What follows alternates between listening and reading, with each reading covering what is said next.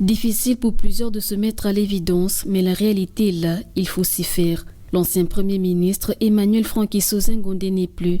Il s'en est allé à l'âge de 59 ans.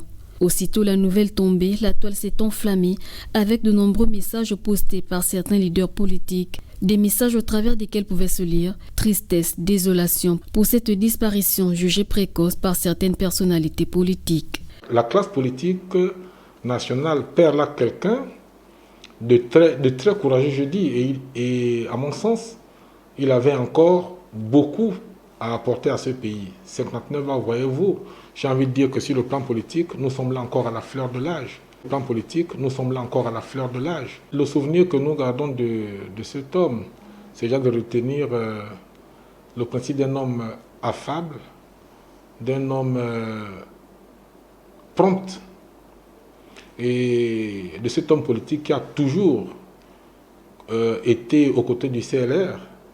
Dans beaucoup de cas, nous l'avons connu au dialogue national.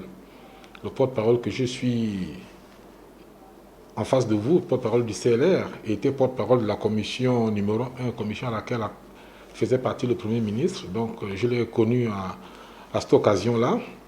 Né à Makoko en 1961, Emmanuel Franquiso Zengondé obtient son baccalauréat en 1982.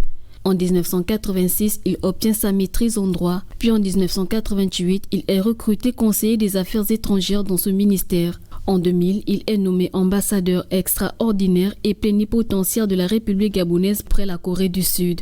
En 2009, il est ministre de l'Énergie, des Ressources hydrauliques. En septembre 2016, il est nommé Premier ministre chef du gouvernement, poste qu'il occupera jusqu'en janvier 2019. Depuis février de la même année, il siège à l'Assemblée nationale en qualité de député du 1er arrondissement de Makoko. Emmanuel Zengondé a également occupé plusieurs fonctions dans l'administration gabonaise.